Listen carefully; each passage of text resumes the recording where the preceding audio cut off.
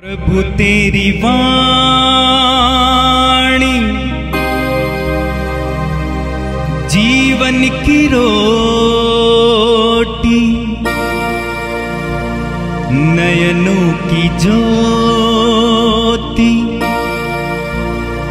अंधेरा मिटाती।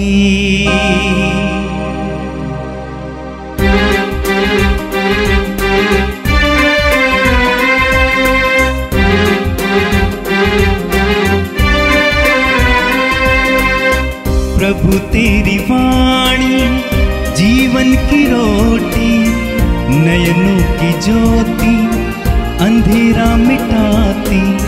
प्रभु तेरी वाणी जीवन की रोटी, नयनों की ज्योति, अंधेरा मिटाती। वाणी वाणी वाणी वाणी वाणी पवित्र है, शाश्वत है, जीवन का मन्ना है।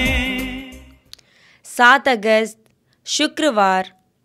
पहला पाठ नबी नहूम का ग्रंथ, अध्याय 2 पद संख्याएं 1-3, अध्याय 3 पद संख्याएं 1-3 और 6-7।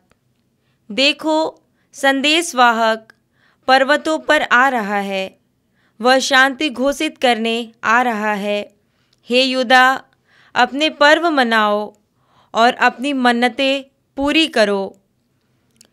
कुकर्मी फिर तुम पर आक्रमण नहीं करेंगे, उसका सर्वनाश हो गया है।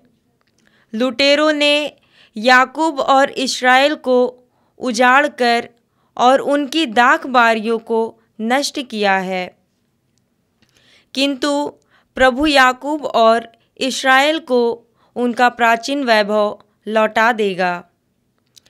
धिक्कार है रक्त पिपासु नीनवे को, वह झूठ और लूट से कूट कूट कर भरा हुआ है और लूटपाट से बाज नहीं आता। सुनो चाबुक की फटकार, पहियों की खड़खड़ाहट, घोड़ों की टाप और रथों की घरघराहट। देखो, घोड़ों का सरपट, तलवार की दमक और भालों की चमक। कितने ही घायल और कितने ही मारे हुए, असंख्य शव पड़े हुए हैं, लोग उन पर ठोकर खाकर गिर रहे हैं।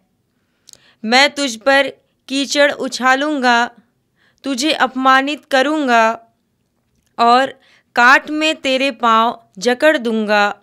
जो तुझ पर दृष्टि डालेगा वह मुंह फेर कर कहेगा, नीनवे का सर्वनाश हो गया है। कौन उस पर दया करेगा? तुझे सांत्वना देने वालों को मैं कहाँ से ले आऊं? यह प्रभु की वाणी है। संत मत्ती के अनुसार पवित्र सुसमाचार, अध्याय 16 वाक्य 24 से 28 तक। यीशु ने अपने शिष्यों से कहा, यदि कोई मेरा अनुसरण करना चाहे तो वो आत्मत्याग करे और अपना क्रूस उठाकर मेरे पीछे हो ले। क्योंकि जो अपना जीवन सुरक्षित रखना चाहता है वह उसे खो देगा, और जो मेरे कारण अपना जीवन खो देता है वह उसे सुरक्षित रखेगा। मनुष्य को इससे क्या लाभ यदि वो सारे संसार को प्राप्त कर ले लेकिन अपना ही जीवन गंवा दें? अपने जीवन के बदले मनुष्य दे ही क्या सकता है? क्योंकि मानव पुत्र अपने स्वर्गदूतों के साथ अपने पिता की महिमा सहित आएगा और वह प्रत्येक मनुष्य को उसके कर्म का फल देगा। मैं तुमसे कह देता हूं, यहाँ कुछ ऐसे लोग विद्यमान हैं जो तब तक नहीं मरेंगे जब तक वे मानव पुत्र को राजकीय प्रताप के साथ आता हुआ ना देख लें। यह प्रभु का दिव्य सुसमाचार है। ख्रिस्त प्रभु की जय। मेरे प्रिय भाई और बहनों, प्रभु को धन्यवाद देता हूं कि प्रभु ने हमें फिर एक बार पवित्र वचनों पर मनन चिंतन करने का मौका दिया है। आपको कैसा लगता है? प्रतिदिन प्रभु के वचनों को सुनने के बाद और उस पर मनन करने के बाद क्या आपको ऐसा नहीं लगता है कि एक विश्वासी का जीवन कितना कठिन है? या कभी कभी आपको ऐसा नहीं लगता है कि प्रभु कितने प्रज्ञावान हैं कि प्रभु प्रतिदिन जीवन के बारे में हमें समझाकर हमें संकेत दे रहे हैं या हमें इशारा कर रहे हैं कि बेटा बेटी इस तरह जीना। तो प्रतिदिन प्रभु के वचनों को सुनते समय एक प्रकार से प्रभु हमें इशारा कर रहे हैं, संकेत दे रहे हैं, हमारा मार्गदर्शन कर रहे हैं। इसके लिए प्रभु को धन्यवाद दीजिए। आपको भी बधाई हो। आज के पहले पाठ में आपने सुना नबी नाहूम के द्वारा प्रभु अपनी जनता को एक सुखद संदेश सुनाते हैं। उनके अच्छे भविष्य के बारे में, आनंद के बारे में आपने स्वयं सुना।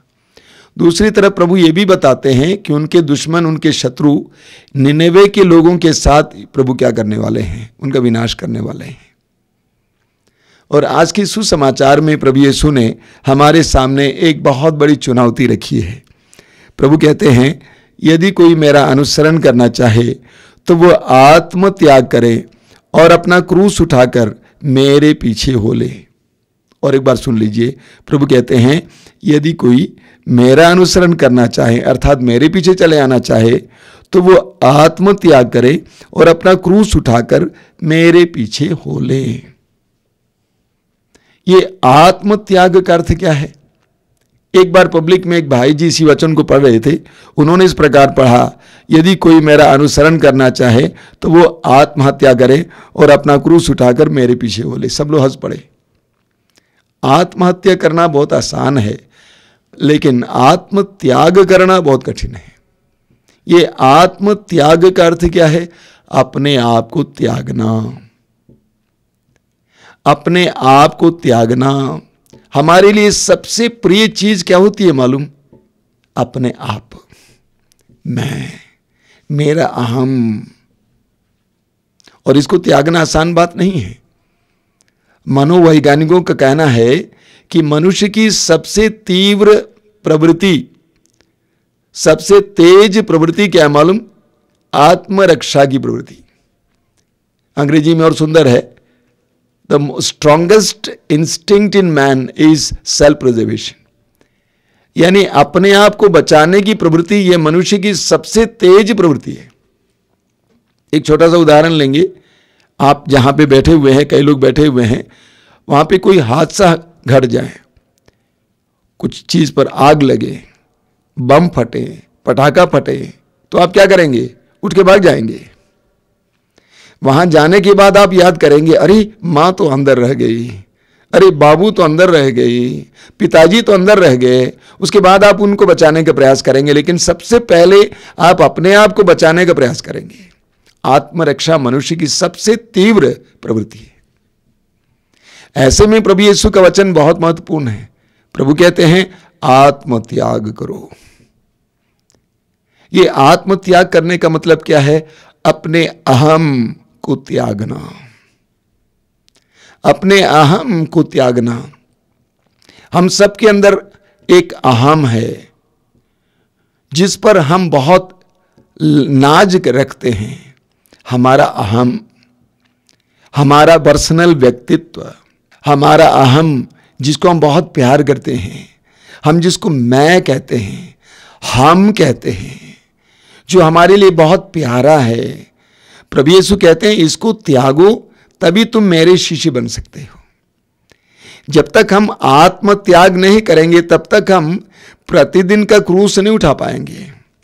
जिनके अंदर अपने प्रति इतना ज्यादा प्यार है, बेहद प्यार है, वो कैसे अपमान सहेगा? जिसके अंदर अपने प्रति बेहद प्यार है तो वो कैसे दुख सहेगा? पति की डांट, पत्नी की डांट, दूसरों का अपमान कैसे सह पाएगा? नहीं सह पाएगा। तो प्रभु यीशु कहते हैं आत्म त्याग करो। जैसा कि मैंने कहा, हमारे अंदर जो अहम है हम उस पर नाज रखते हैं, और जितनी भी पीड़ाएं हमारे जीवन में होती हैं उस अहम से जुड़ी हुई पीड़ाएं हैं। उदाहरण के लिए, मैं बहुत अच्छा गायक हूं, मेरी आवाज बहुत सुरीली है, बहुत अच्छी है।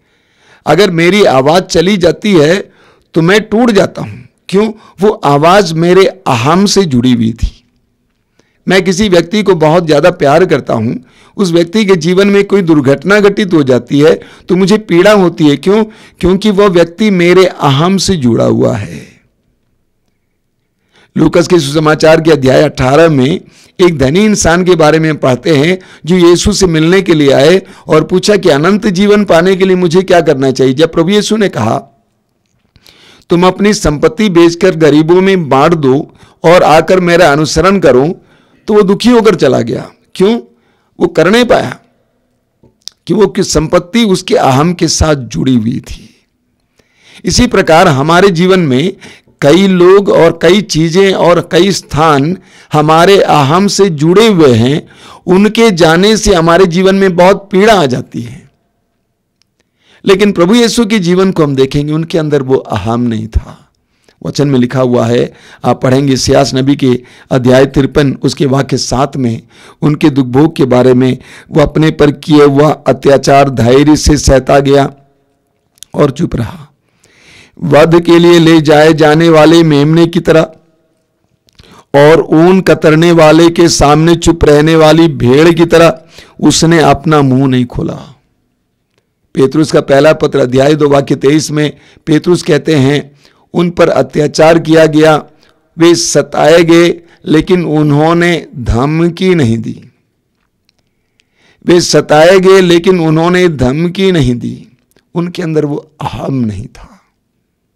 मत्ती के सुसमाचार के अध्याय 11 वाक्य 29 में प्रभु यीशु कहते हैं, मुझसे सीखो क्योंकि मैं स्वभाव से विनीत और विनम्र हूं। प्रभु यीशु विनीत थे, उनके अंदर अहम नहीं था। लेकिन हम अपने आप को देखें, जब कोई हमारा विरोध करता है तो हमारे साथ क्या होता है? सर्प की तरह वो अहम बाहर आ जाता है। जब हमें दुख देता है कोई, क्या हो जाता है? वो अहम सर्प की तरह बाहर आ जाता है। हमारा असली रूप वहां पे दिखाई देता है।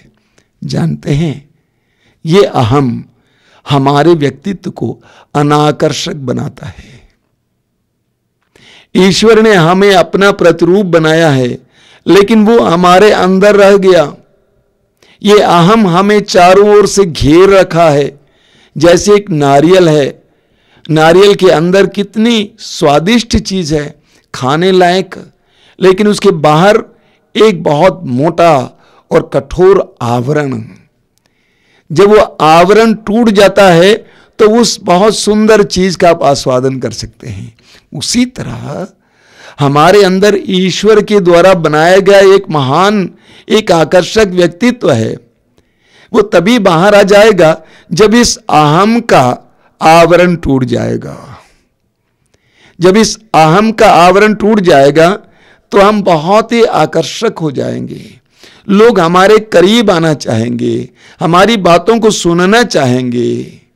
अभी लोग हमारे करीब नहीं आना चाहते हैं क्योंकि हमारा अहम बहुत तेज है। कुछ लोगों का अहम बहुत तेज है, छोटी छोटी बातों में वह अहम खड़ा हो जाता है सर्प की तरह।